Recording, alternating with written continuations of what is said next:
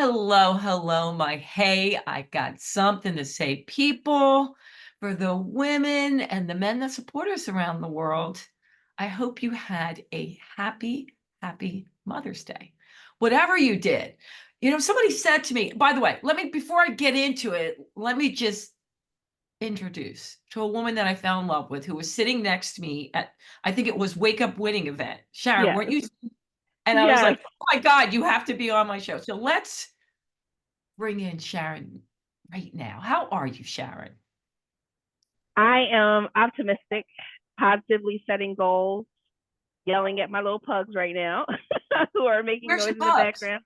I have two pugs, my fur babies, which are always what I say my accessory in my hair. That's not gray, that's pug. Uh, Uh, but I'm doing well. It's been a very interesting journey the last few weeks. And you were there at the yeah. start of that journey. And I'm surrounding myself with, fire starters like you, with rock star that are in my network, and just being positive about moving forward to the next level. Well, Sharon, I have no doubt you will. And we're going to get into that story. But before we do, I want to tell you a little bit about Sharon Manker. You ready, Sharon? Just a I'm little ready. bit. Just know. Sharon is an award-winning supply chain executive, published author, and a keynote speaker, redefining what it means to lead with grit and grace.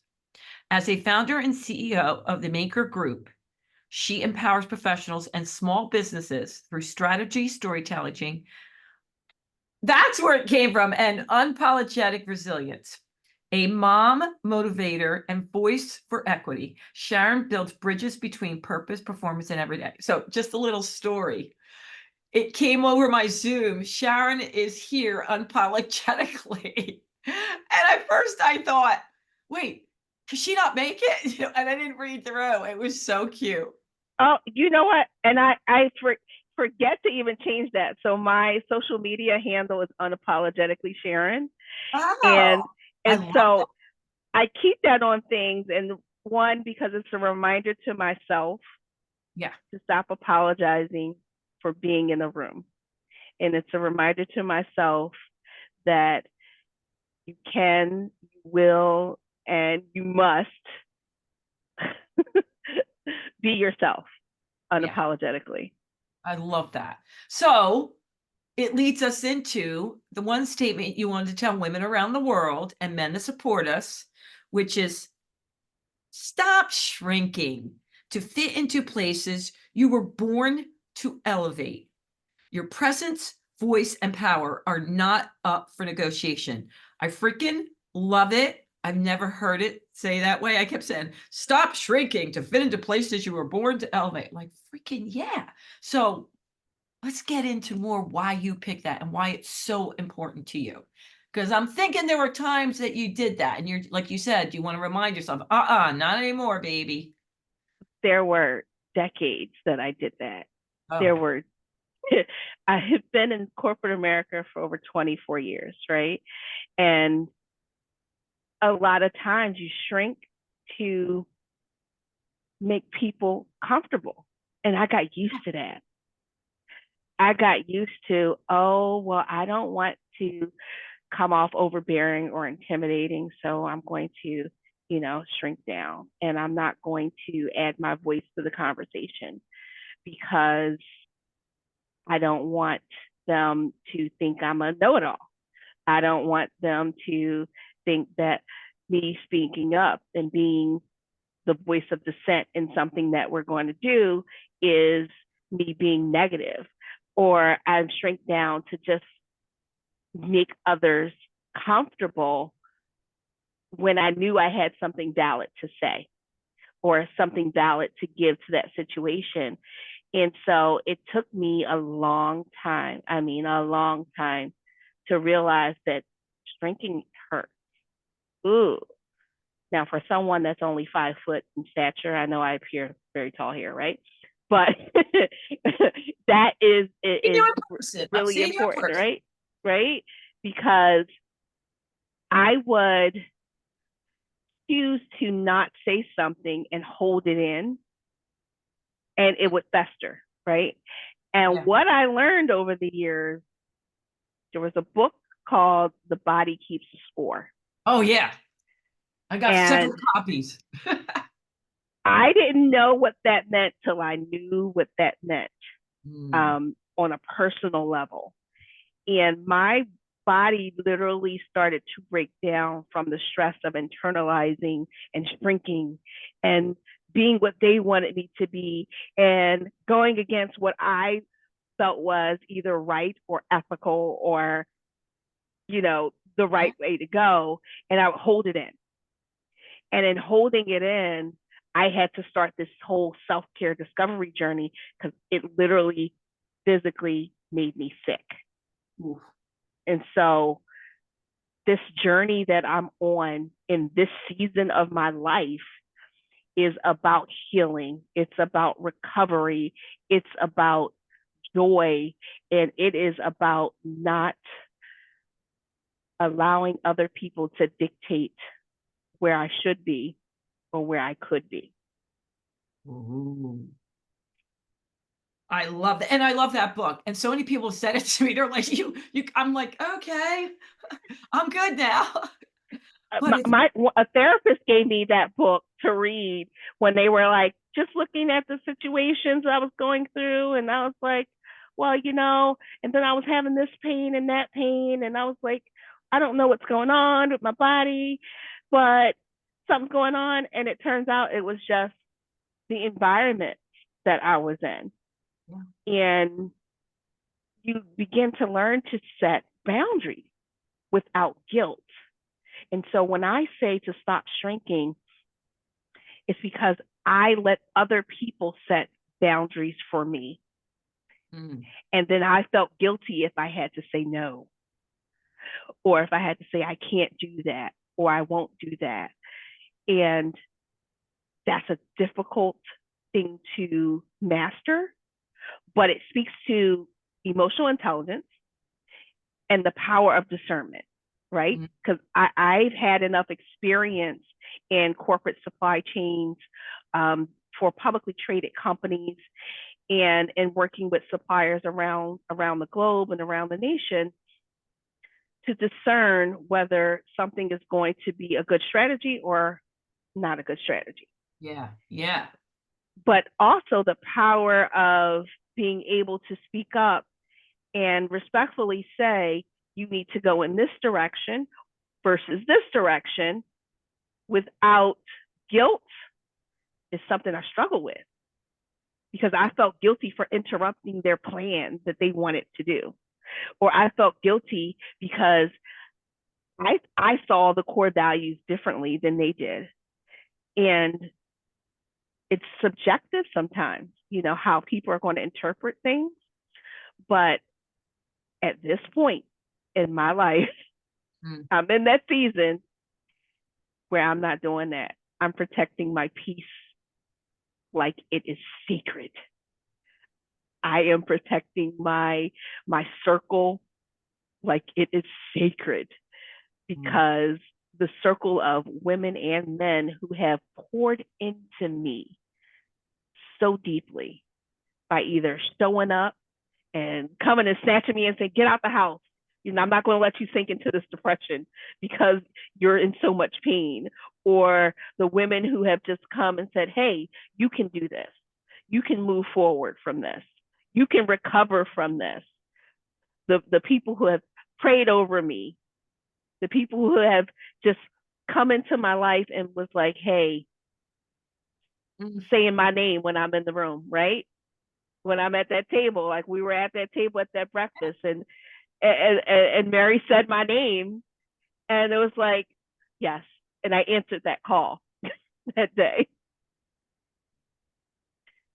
I'll tell you what, Sharon, this is so needed. And I hear it over and over again from women that you think wouldn't be like this, that you would Yeah, just think when you see them, they wouldn't shrink, you know?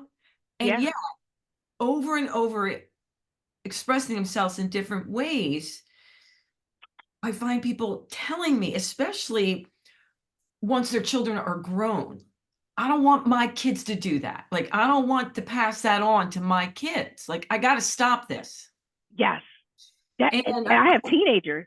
yeah, So I can't let them see me backing down from my bullies and not speaking yeah, up, yeah, but yeah, also advocating for what's right, but also advocating for me and my self care. Like that's important. They're watching yeah, everything that I do. exactly. So even when I would feel guilty, whatever, I'm like, well, wait a minute, I don't want to pass this down to the next generation.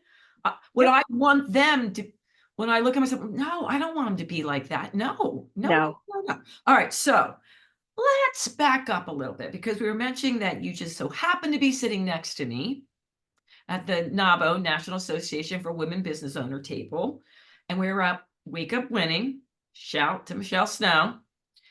And you were going through a little bit of a transition that day. So Yeah. tell a little bit about your story. And that's how we met Yeah. that That's day. how we met. You met me on a day when I was teary eyed. My voice was raspy because I had been crying half the night. I didn't know what the next thing was going to be. And You showed up though. You I showed showed up. up. You I showed showed up. up. But here's the thing. I knew that event was sold out. And I knew it was sold out. And I knew that I had gotten some, bad news the day before. And so I was like, I don't know what to do, but I need to be surrounded. I literally talked to my therapist. It was like, you need to be surrounded by some positive energy. And so I had reached out to Michelle Snow that night at dark 30 in the middle of the night. Like, I'm sorry to bother you. I know that I was supposed to be a speaker at this event, but I can't be a speaker. I'm going through something. I can't be alone that day. And that day was significant for me because I had received, some bad news. But then it was the anniversary of my grandmother's birthday. And it was like, I'm sorry, my grandmother's death. And so I knew it was going to be an emotional day for me. And I took the kids to school. I knew I needed to do something. And so she let me buy a ticket that night. She opened and closed it real quick. And so when I walked in, I literally didn't have a voice. I had been sick a few weeks prior. The body keeps score.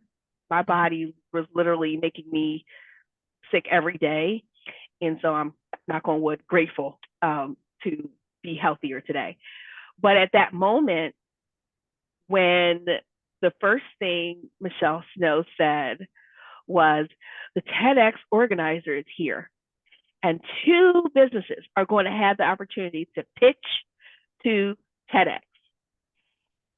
And when all these women at the table turned to me and they said, Sharon, I stood up. And I was like, okay. Now, a lot of them had already known that I had started my LLC. I had published several books. They didn't know that I had just finished another book that night before. And so in that moment, I got up and I gave that speech, that 2-minute speech of how being a professional chameleon and being adaptable, but setting boundaries without guilt, surrounding yourself with a proper network, making sure that you take care of yourself religiously, because if you don't listen to your body, bad things happen. And I said it with such passion, and it was so raw. It was unrehearsed. It was so compelling that the room got silent. Yeah. And everyone felt every word of that speech. And I was blessed with the opportunity to now prepare to be a TEDx speaker. So that was my aha moment. Come on. I mean, seriously. You're Like, sitting there in tears, like, all upset. what is this happening? Like, I was literally devastated the day before.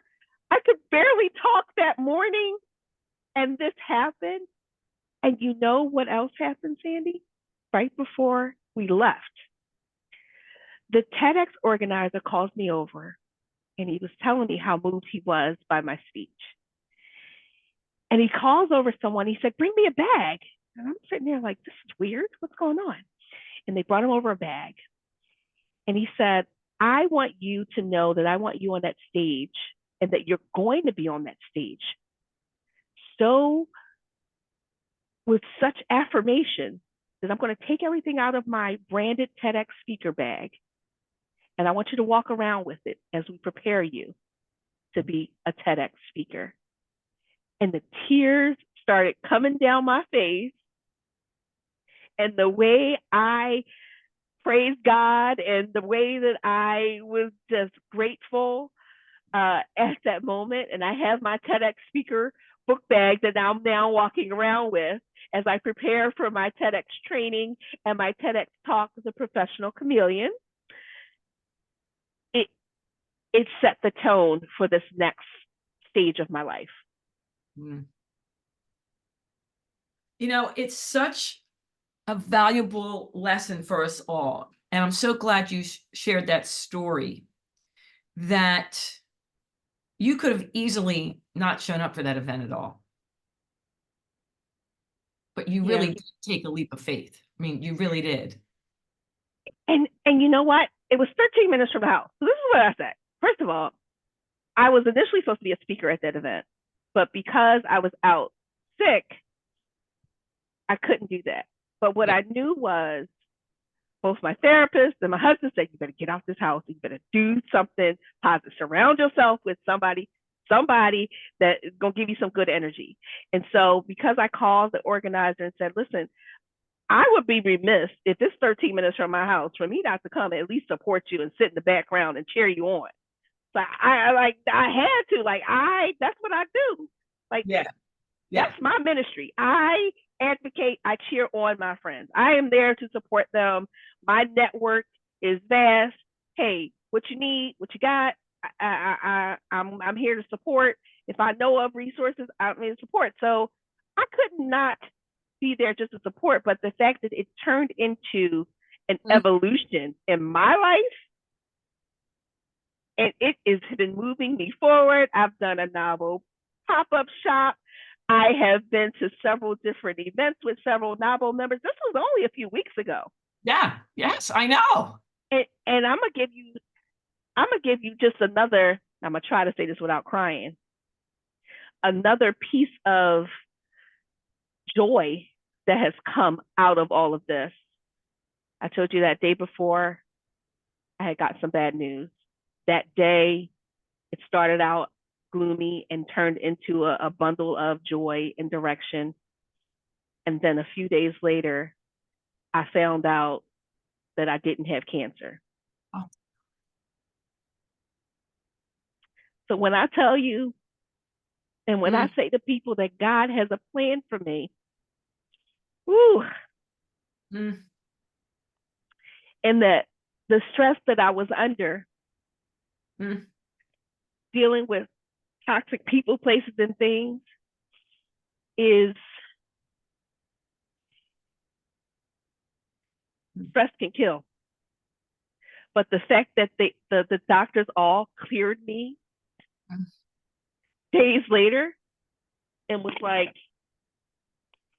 keep doing what you're doing to feel better, keep going to therapy, keep surrounding yourself with the positive people that you've been doing, because what you're doing is having such a dramatic change in your life that we don't see a need that you have to take these medicines anymore. So when I say I have a testimony, right? I can jump and shout. Sister, amen. and say, amen. Lord, I thank you for this day. I thank you for this light. I thank you for this love that's been surrounding me with all you beautiful women, with all you dynamic he's for she's that have just been calls, texts, emails. The people who noticed when I stopped posting on social media and literally showed up at my house, like, what's going on? Are you okay? or called me from as far away as Texas. Like, hey, I haven't seen you on any international calls supporting anybody. I haven't seen you post anything. What's going on with you? I'm like, you're watching me? You say, I'm looking to you for some inspiration. I'm looking to you because my job is always under threat, or I'm going through something at this organization, and you bring this light. And I didn't realize how some folks were just being blessed by my presence. And then that just took on a whole nother meaning to how your network matters and how you surround yourself with people who are fire starters, with people who ignite your purpose, with people who won't drain your power, but who will give you energy and who will bring you joy. That's me. I know, wish right? I was near you to give you a big bear hug. Just a big bear hug. Oh my, all right, Sharon. So let's just take a breath here. And I want to make sure I recap in a way that there's so many pearls of wisdoms for women and men who are supporting us to take away with. And the biggest thing that I'm hearing over and over and over again is that your body gives you messages. Your body tells you things. Yes.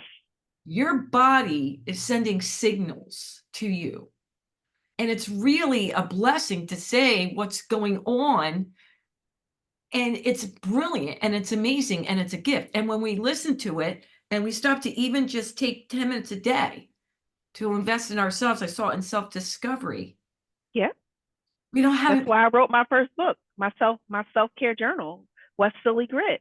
I wrote it because it was my journey to start to make sure I have perseverance. How are you being resilient? How are you showing up for yourself? And I would journal, how I'm going to do it. I would journal, okay, some days you're having a bad day, but it's okay. Yeah. Here's your plan of what you're going to do next. And that journal discovery just helped me to move forward. Plus going to therapy, plus occasionally going to church, plus talking to my friends. Because I have a whole toolbox. There's a bunch of stuff. You got to have a toolbox. That's the thing. You got to have your personal advisory board, right? My personal advisory board is very diverse. There's a gay man who's white. There is a Black woman business owner. There is a white woman-owned business. There are multiple different women advocates and men advocates who I can call personally and say, hey, I want to run this idea by you. Or, hey, this is what I plan on doing for me. Do you think this would be right for me? Or, hey, I'm on the Asian Indian Chamber of Commerce advisory board. Do you think this will be right for this group? Or you think we can partner them with this group? And so I'm all about cross collaboration. And so my personal advisory board is diverse. And I know that, some people want to think that's a bad word. It's still diverse. I don't care what they say. Okay. I'm including everybody. Everybody, that's what it is. I'm unapologetic about that. I just wanted to say that. Anyway. So I think there's another word for it. I don't know. I've been trying to. What's so crazy? For the last 2 years, I've been working on this book. Oh my gosh. To bridge the gap between small and diverse businesses and corporations. And right before this election, I was going to publish a book. And had I done it then, it probably would have been pulled off shelves because of the title. Oh. Because the banned words. So I've spent the last few weeks trying to remove the banned words. Do you know how hard that is? There are a lot of bad words. And some of the things, men is not a bad word in my mind. Diversity is not a bad word in my mind. Okay. Biases is not a bad word in my mind. So I'm taking the educational approach to it. I literally have the APA guide over here. I've been trying to figure out how to academically edit this book So you don't get flagged. Oh my so gosh. it don't get flagged. Okay, hold on. It's Okay, driving sure. me a little nuts, but I'm working By on the it. way, I'm going to unapologetically. No, I want to apologize for everyone out there. I didn't get even any questions in. I got to get at least one, but I'm sure you can Okay, reach out to Sharon. we gotta Right? be serious. Okay, No, be serious. well, don't get serious on me. But Yes, darling. okay, Miss Sharon. Ooh, all right. Let's go with, well, this one, it kind of encompasses. All right, dear Sharon, I read a little bit about your story that Sandy sent me. My biggest question is, I really do not know how to stop feeling guilty for who I am. I constantly get told, oh my God, woman, you're too much. And my family always said to me, shh, there's more than you in the room. I don't want to take other people's space up, but I really want to be heard. I am right now 54, and I think I've waited way too long. Please guide me. You are never too early to start. I relate to every single part of that question. Really? Ooh, I picked a good one. And that's where my journey begins. I remember being in my youth and being told, "Oh, that's too much. You're too bougie, or you're always doing too much." And that translated to getting older. "Oh, you're too much, or too this, or stop it. Okay. Love yourself first. Love yourself more." I have set the boundary that whether you family or friend, you can be blocked. Period. As the young people say. Period. I block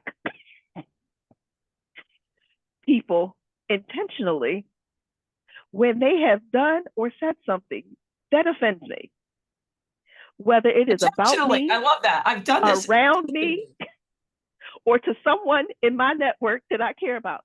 Absolutely not. I am not standing for it anymore. Okay. I am not being a bystander, and I recommend you stop being a bystander for your life,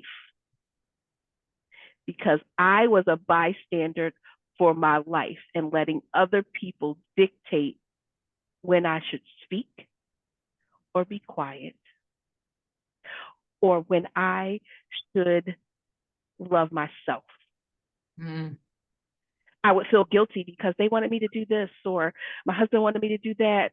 And so I would go with what they wanted me to do against either how I felt or what I wanted to do next. Nope. Mm. I think once I became 40, I like stopped having so many leaps to give. But then when I turned 45, it's like, yeah, no. No isn't a complete sentence. And I'm not going to explain it. So remind the audience that when you start to love yourself unapologetically, you'll stop dimming your light. Mm. But you got to make sure that you give yourself permission to do that. And even I still struggle with that.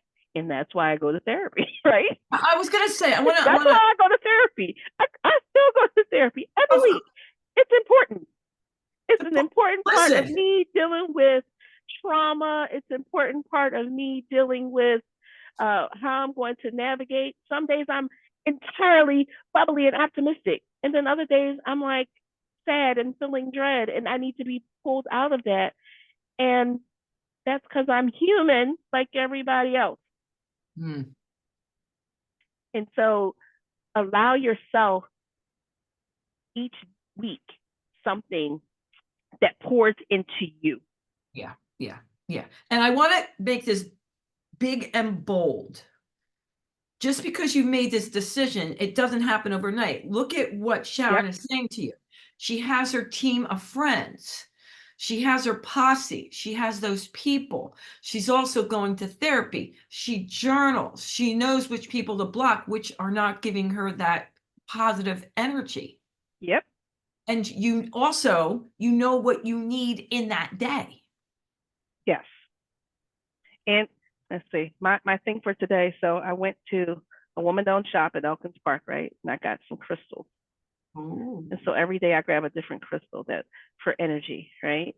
And yes, the crazy little foo girl does meditate. So I'll sit here and I'll light my sage and I'll meditate and I'll sit here and I'll just be quiet with my pugs for just 5 or 10 minutes to just find my bearing and get my day started. And what that helps me to do is to focus. What that helps me to do is to set the tone for my day that's going to be a little calm, so that when chaos comes, and it does at random, it just comes, I handle it without having to yell, without having to raise my voice, because I ain't raising my pressure for nobody. So, knock on wood, I don't have no high blood pressure. I'm not raising my pressure for nobody.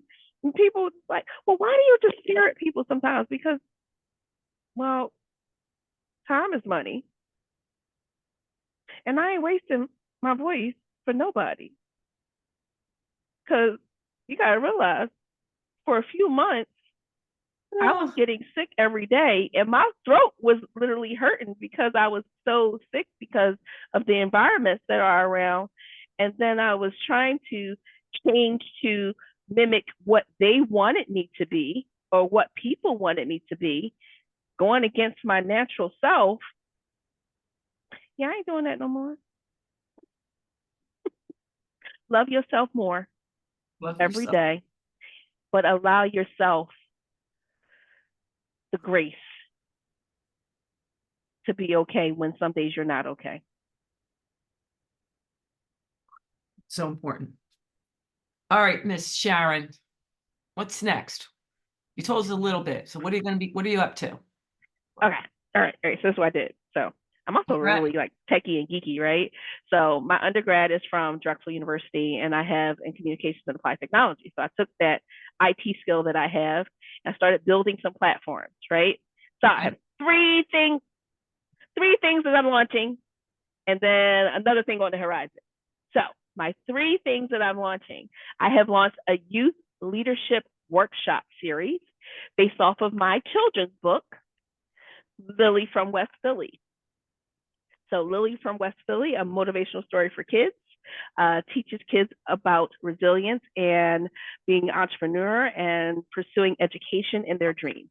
Love it. So I'm actually going to go talk to a school tomorrow that reached out to me about the workshop, and speaking to several classes about the book. That came out of nowhere. Got the call last night. The second thing I'm launching is a platform around West Philly Grit. West Philly Grit is my journaling book. It's available on Amazon and on SharonManker.com now. And do you have one there? Do you have one there, Sharon? I think I was working on it. I think no, it's downstairs because I was at the NABO event. I literally took them all and threw them in my box. Okay. But I do have a picture of one that I can show you. But what I did with that was I made a workshop that could be one-on-one or small group sessions. And this is us supporting one another. So that is also on SharonManker.com, and you could just put in West Philly Grit workshop and that'll come up. The third thing that I'm launching is, I'm going to say the bad word. It's about supplier diversity. Okay. And inclusion. Okay. All right. Well, I took what I used to do for my corporate job and corporate supply chain and packaged it into a membership-based community. And so what it'll allow you to do is you can do like challenges of growing your business, challenges of connecting to resources. So resources that I know for women-owned businesses. Here's a checklist of them. Did you challenge yourself to go reach out to each of them? Challenge yourself to go to an event that's NABO, EMSDC, WeBank, WeBank East, so on and so forth, whatever's in your parameter. There are also checklists, and that ties to the book that I have been working on supplier diversity and KPIs and how to dissect those and look at different supply chain ecosystems differently. And so that's another program that I'm launching. And then lastly, I'm launching a podcast called The Professional Chameleon, and it is based off of this journey of going from tears to triumph, of building boundaries without guilt. That is going to be tied to the book, The Professional Chameleon.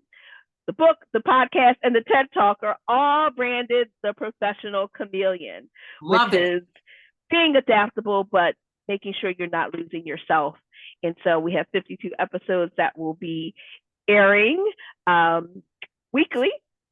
And the first 4 are going to actually be filmed at local woman-owned businesses.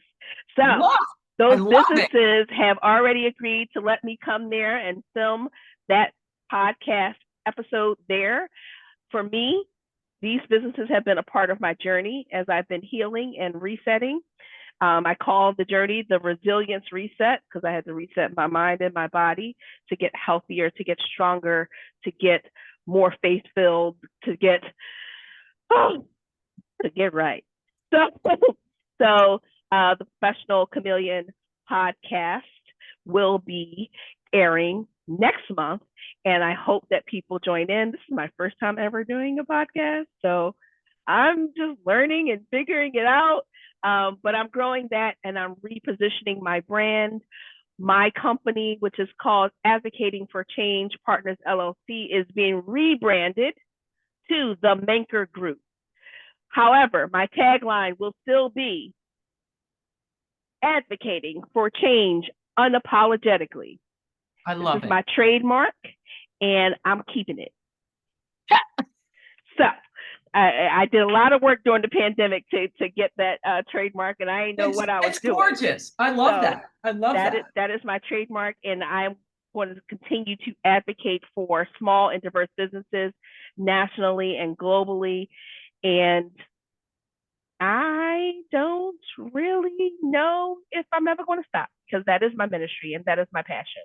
I want to see us all grow together. I want to see us all work together. I want to see us all pull together, and I want to see us all winning. Well, Sharon, looks like you got nothing going on. Nothing. I also go to spa, and if anyone would like to brunch, I'm a bruncher. Yes, I'm a bruncher, luncher. Yes. Yeah. All right. Sharon, thank you so much for being on the show. I really appreciate it. But before we go, you have to tell us how you want them to find you or purchase your books. Wow. I have started to put everything on SharonManker.com. I know when I first published everything, it was on Amazon, and then Amazon changed their printing prices, and I didn't get any royalties for a while, and I was like, I don't know what's going on. So I've created spaces on SharonManker.com for each of my books. You can purchase your autographed copy from SharonManker.com, and you can connect with me on social media at unapologetically Sharon, as it shares on the bottom of your screen, on all social media platforms. So please connect with me, follow me. Let's build a community of advocates, of friends, of people who just want to support one another. Amen, sister. All right, I got something to say, people. All right. We went a little over, but come on. I can't think of a human that wouldn't benefit from this podcast. So please be sure to share it, like it, and rate it and subscribe. Sharon and I will really appreciate it. Wouldn't we, Sharon? Yes, we would. Yes, we would. And it makes a huge difference. It really does. So you know what I'm going to say? Until next time, thank you, Sharon, and toodles.